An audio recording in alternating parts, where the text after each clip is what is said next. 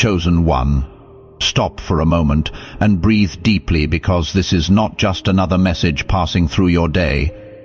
This is a warning meant to reach you before you make a move that could cost far more than you realize. God is saying, number, do not move. Do not react. Do not fall for this. There is something in front of you that looks promising, sounds convincing, and feels almost heaven-sent. But the Lord is telling you to slow down and listen carefully, because not everything that shines carries His light. You were not brought here by accident. You were interrupted on purpose. Heaven saw the step you were about to take, the door you were about to open, the person you were about to trust, the decision you were about to justify, and God stepped in before the damage could begin. This is why your spirit has felt restless. This is why something inside you has been whispering that all is not as it seems. You are not imagining it. You are sensing a trap disguised as an answer. The enemy has studied your exhaustion, your longing, your private prayers, your hunger for relief, and he has prepared something tailored to your vulnerable moment.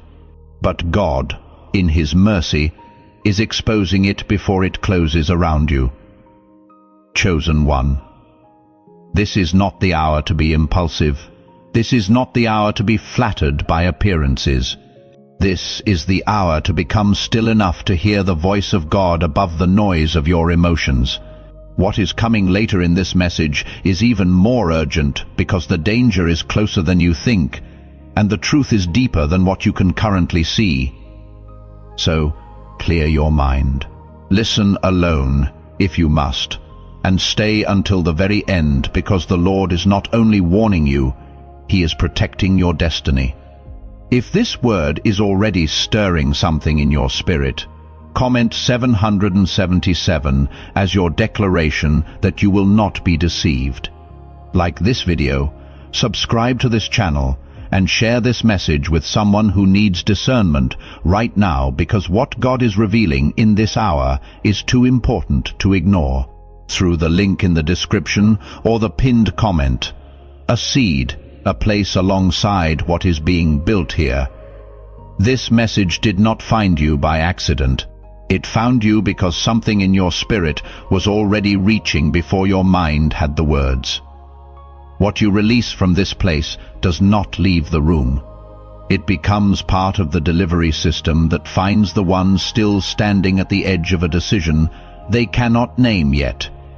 Your seed keeps this word moving toward the one who needs it most, the one who has not been told yet that the pressure they are under is not destruction. It is preparation. Give if something in you is stirring.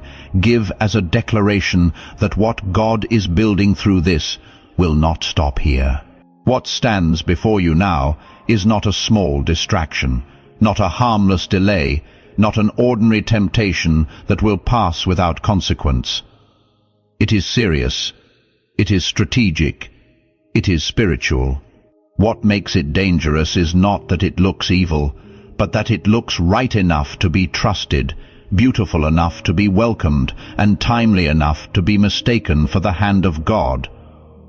That is how the snare works. It does not announce itself as destruction. It arrives dressed as relief. It approaches sounding like the answer, feeling like confirmation, appearing like the very breakthrough you have cried for in private. But heaven is sounding the alarm, because one wrong step here is not a minor error. One wrong step here can entangle your peace, cloud your discernment, weaken your focus, and delay what God has been building in you through pain, prayer, and endurance. This is why you cannot afford to be casual right now. This is why you cannot afford to call everything that opens a blessing. Some doors open to test whether you can discern, not to reward your waiting. Some voices speak kindly, only to pull you out of alignment. Some opportunities shine brightly, only because they were polished to seduce the weary parts of you that are desperate for movement. The enemy has not come empty-handed. He has come prepared. He has studied your hunger, your fatigue, your secret disappointments, You're longing to finally see something shift. He knows the exact shape of the thing that could make you lower your guard. He knows what kind of attention would soften you, what kind of offer would rush you, what kind of promise would tempt you to move before God says, "Move." That is why this warning is urgent. This is not about fear. This is about preservation. This is about heaven protecting your future from a decision that could wound far more than your feelings. There are traps that do not break you in a day. They break momentum over months, peace over years, and confidence in ways that are slow, silent, and costly. What looks like quick access may become long captivity. What feels like sudden favor may become hidden bondage, and if you are not watchful, you may call it provision, while it is quietly draining your strength. So, do not romanticize what is pressuring you. Do not sanctify what is confusing you. Do not rush toward what your spirit cannot rest in. God is not merely telling you to wait. He is telling you to survive what was designed to derail you and to come through this moment with your clarity, your calling, and your destiny still intact. There are moments in life when the danger is not outside you first, but near enough to your heart to feel like it belongs there. This is one of those moments. What is reaching for you now is not random, and it is not shallow. It has been shaped around your weariness, your longing, your silent ache to finally be seen, finally be chosen, finally be relieved of the weight you have been carrying for so long. That is why this warning cuts so deep. The enemy does not waste time offering what your soul would instantly reject. He studies the hidden places. He watches the tears no one noticed, the prayers you whispered when no one was around, the disappointment you buried beneath strength, the hunger you tried to sanctify by calling it patience. He knows where you are most vulnerable, and he knows how to make the wrong thing feel like mercy. He knows how to make the counterfeit feel tender. He knows how to make the trap feel overdue, deserved, almost holy. And that is why heaven is interrupting you now, because what is before you has been tailored to the exact shape of your weakness. It is not only a temptation, it is a personal assault against your discernment, your peace, your assignment, your future. It is coming close because your calling is costly to hell. You have not been resisted this fiercely because you are forgotten. You have been resisted this fiercely because you matter, because there is oil on your life, because there is a purpose on your name, because there is something ahead of you that the enemy wants to delay, distort, or drain before it fully rises. Do you understand the weight of this? He is not merely trying to get your attention. He is trying to redirect your steps. He is trying to place one emotional decision, one premature attachment, one impulsive yes between you and the destiny God has been preparing in secret. This is why your spirit has been uneasy, even when your flesh felt drawn in. This is why the deeper part of you has not fully rested. Something in you knows that what glitters is not always glory. Something in you knows that what feels immediate is not always ordained. You must listen to that holy discomfort. You must honor that inward warning. Do not betray your discernment just because something arrived wearing the face of comfort. Do not silence the alarm just because the offer is attractive. Ask yourself with absolute honesty, why does this thing pull so hard on the places in me that are still healing? Why does it demand a quick answer from a spirit that is still seeking peace? Why does it stir urgency but not rest? Heaven is not exposing this to shame you. Heaven is exposing this to save you. And if you stay still long enough, pray deep enough, and listen closely enough, God will show you what this really is before it ever has the chance to take from you what took years to rebuild. The pressure to move quickly is not innocent. It is not accidental. It is one of the enemy's oldest weapons, because he knows that if he can rush you, he can weaken you. If he can make you feel that you must answer now, decide now, trust now, commit now, then he can push you past the place of prayer and into the place of reaction. And that is where many destinies have been wounded, not always through rebellion, not always through open sin, sometimes through haste, through emotional speed, through that dangerous moment when something feels so urgent that you mistake pressure for purpose. But hear this clearly. God does not need panic to fulfill His will in your life. He does not need confusion to release what is truly yours. He does not need fear, deadlines, emotional force, or inner chaos to move you into alignment. The enemy does.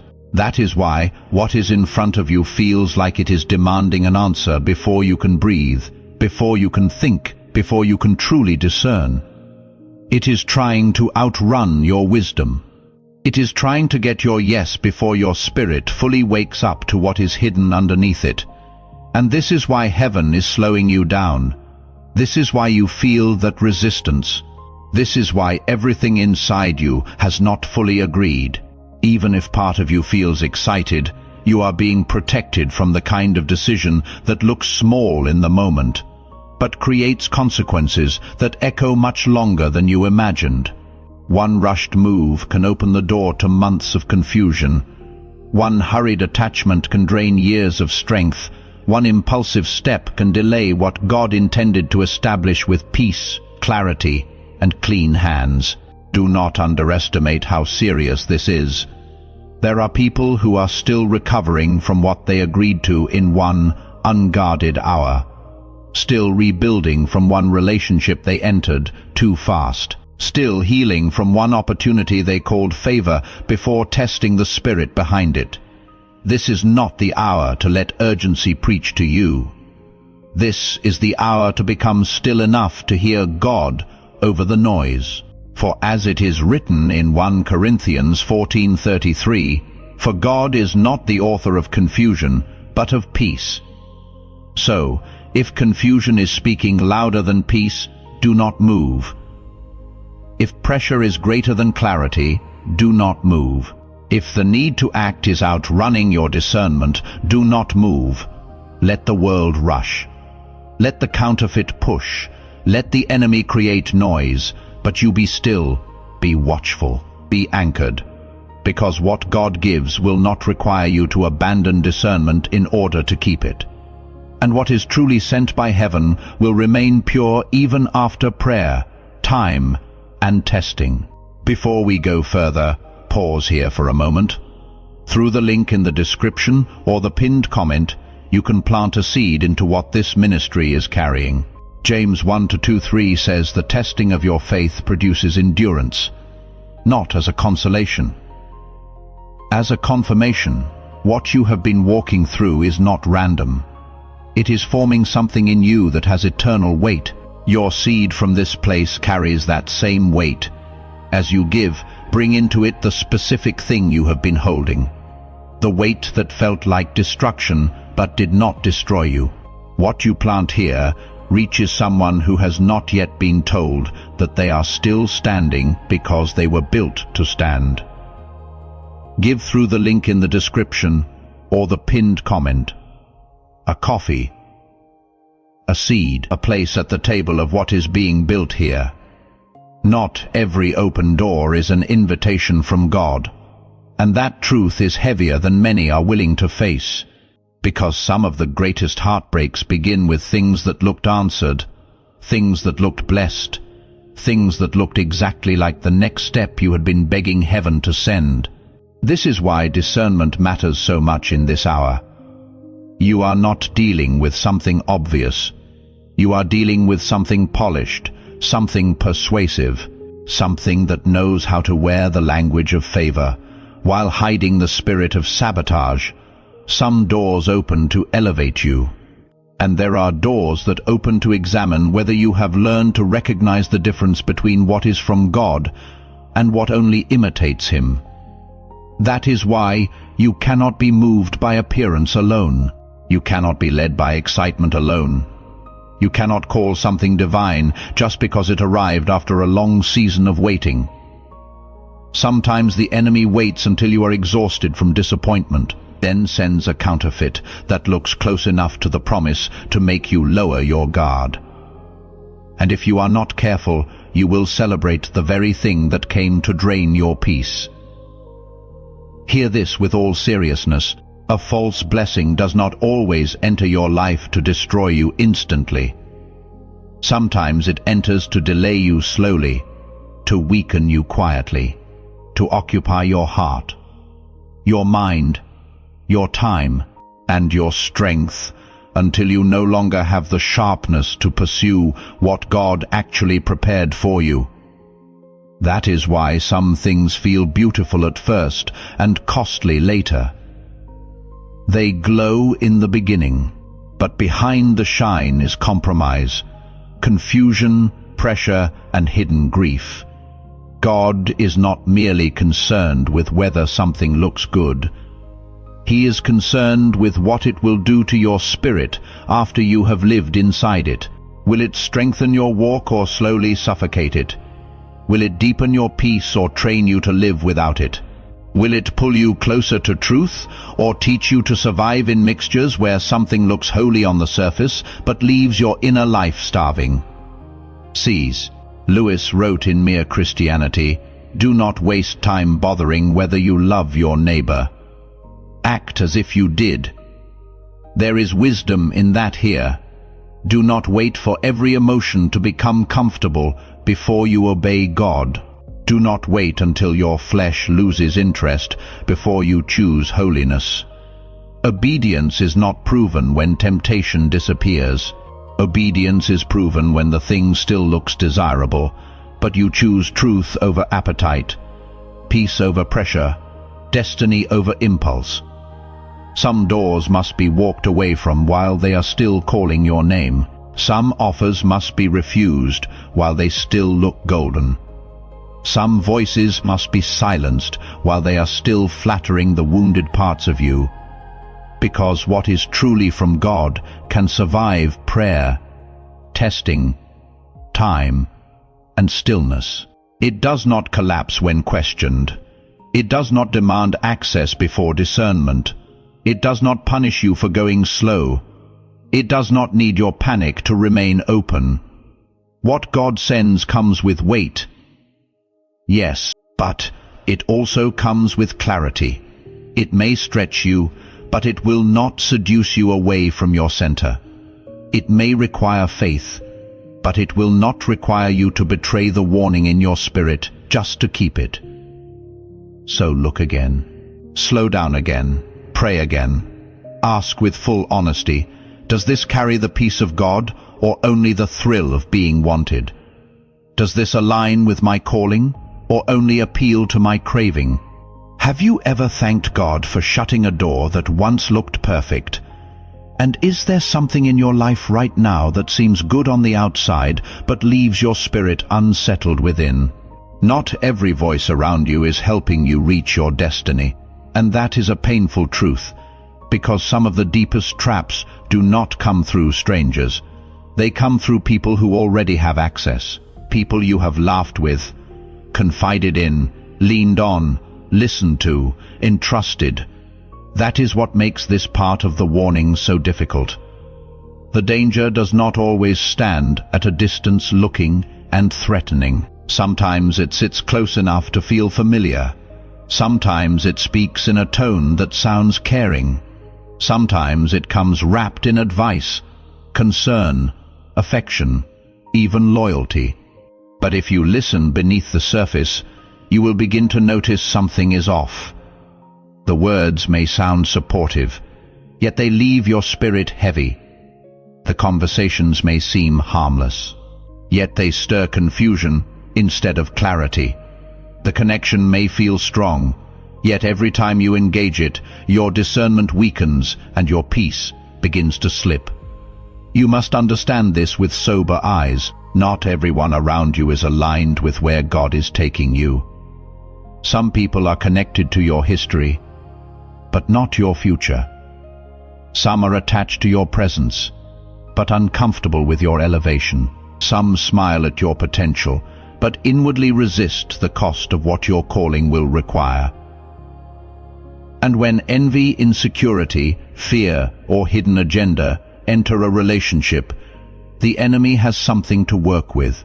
He does not need everyone around you to hate you openly. He only needs subtle influence, a little pressure, a little manipulation, a little doubt planted at the right time, a little voice that says, "You are overthinking it, just do it, just trust it, just move." But if that voice keeps pushing you away from prayer, away from patience, away from the warning in your spirit, then you must stop treating it as harmless. The wrong influence rarely begins with open destruction. It begins by normalizing misalignment. It begins by making you comfortable with what God has already made you uneasy about. It begins by teaching you to ignore the check in your spirit for the sake of keeping connection, approval, or emotional comfort. And that is where many people lose ground they fought hard to gain. Be careful who gets to speak into your vulnerable places. Be careful who interprets your pain for you. Be careful who keeps urging movement when God is calling you to stillness. Some people do not even realize they are being used to distract you, but the effect is the same if you are not discerning. This is why you must watch patterns, not just words. Watch what happens to your peace after certain conversations. Watch what rises in you after certain interactions. Watch who becomes restless when you slow down and seek God. Has someone around you been pushing you faster than your spirit can rest? Has anyone's presence lately left you more confused than clear? Pay attention. God may be showing you that what feels familiar is no longer safe for where you are going. Sometimes the warning does not come first through words. Sometimes it comes through the atmosphere around you, through disruption, through heaviness, through a restlessness you cannot explain away. Things begin to feel different, not always dramatic, not always visible, but different enough that your spirit starts paying attention before your mind has language for it. Plans begin to break apart at strange moments. Simple things become unusually complicated. Technology fails. Communication twists. Delays appear.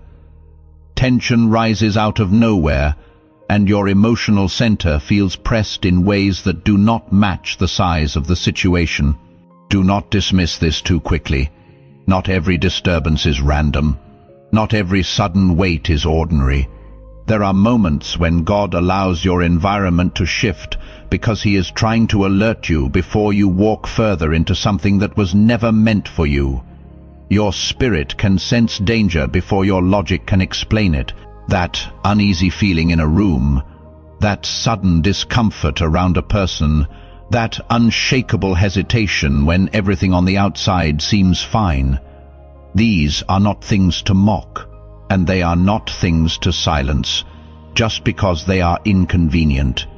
They may be part of the mercy of God. They may be the early trembling before a deeper revelation.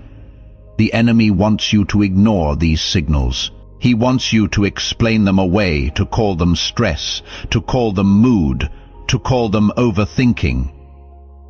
Anything except what they might truly be, a spiritual alarm. Because if he can keep you disconnected from your discernment, he can lead you deeper before you ever realize what is happening. But God is not the author of confusion in your life. He is the one who warns, the one who interrupts, the one who lets discomfort rise when danger is near, so that you will not drift into destruction with a smile on your face. And as Colossians 3:15 says, let the peace of Christ rule in your hearts. That means peace must be allowed to govern, to referee, to decide what remains and what does not. If peace does not rule there, you must ask why. If your spirit keeps tightening every time you approach a certain decision, you need to stop treating that as a weakness. It may be wisdom awakening. It may be heaven pressing on the brakes. So, do not force yourself into comfort where your spirit has already become guarded. Do not keep walking into places that drain your clarity. Do not keep entertaining what leaves you inwardly scattered. Has your environment felt strangely heavy lately? Even when nothing obvious is wrong, has your spirit been trying to warn you through discomfort before your mind can explain it? Listen carefully. What feels like interruption may actually be protection, and what feels like inconvenience may be the hand of God keeping you from stepping further into a trap disguised as normal.